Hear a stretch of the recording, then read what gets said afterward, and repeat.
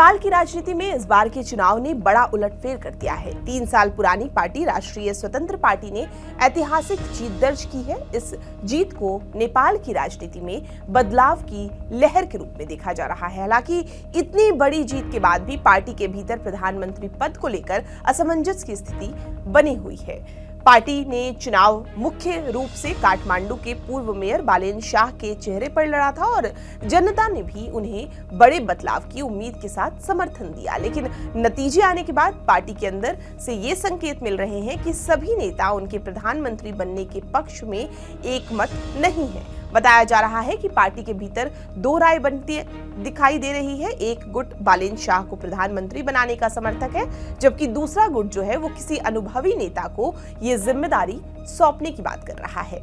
अगर प्रत्यक्ष और समानुपातिक प्रतिनिधित्व दोनों सीटों को मिलाकर देखा जाए तो आरएसपी के पास करीब 185 सीटें हो सकती है, जो 2/3 बहुमत से भी ज्यादा है। इसके बावजूद अभी तक पार्टी की ओर से ये साफ नहीं किया गया है कि प्रधानमंत्री पद के लिए अंतिम नाम क्या होगा। पार्टी के संस्थापक रवि नामीचने और वरिष्ठ नेता डोलोन प्रसाद अर्याल ने भी अब तक इस पर कोई स्पष्ट बयान नहीं दिया है।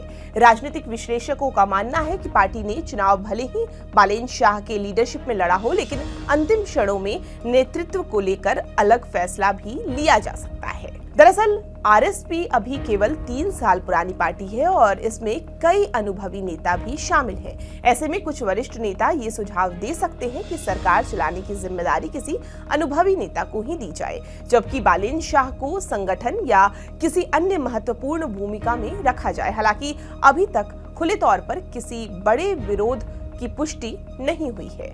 बताया जा रहा है कि अगर किसी कारण से बालेन शाह प्रधानमंत्री नहीं बनते हैं तो पार्टी के भीतर कुछ अन्य नाम भी संभावित दावेदार के रूप में सामने आ सकते हैं। इसमें सबसे प्रमुख नाम रवि नामीचने का माना जा रहा है, जो पार्टी के संस्थापक और नेपाल की राजनीति में बेहद प्रभावशाली नेता माने जाते हैं। इसके अलावा अर्थशास्त्री और वरिष्ठ नेता स्वर्विम वाग्ले का नाम भी चर्चा में है। वे पहले नेपाली कांग्रेस में रह चुके हैं और आर्थिक नीतियों के विशेषज्ञ माने जाते हैं। इसके अलावा पार्टी के वरिष्ठ नेता डोलोन प्रसाद अर्याल भी प्रशासनिक अनुभव के कारण संभावित विकल्प हो सकते हैं। राजनीतिक जानकारों का कहना है कि अगर बालेन शाह को प्रधानमंत्री नहीं बनाया गया तो नेपाल के युवाओं के बीच असंतोष बढ़ सकता है। हाल के सालों में उभरे युवा आंदोलन में बालेन शाह एक मजबूत प्रतीक बनकर सामने आए हैं। ऐसे में उनके समर्थक इसे जनता के जनादेश की अनदेखी मान सकते हैं। आपको ये पूरी जानकारी कैसी लगी हमें कमेंट करके जरूर बताएं और देश दुनिया की तमाम खबरों के लिए आप हमारे साथ बने रहें और देखते रहें TV9 डिजिटल।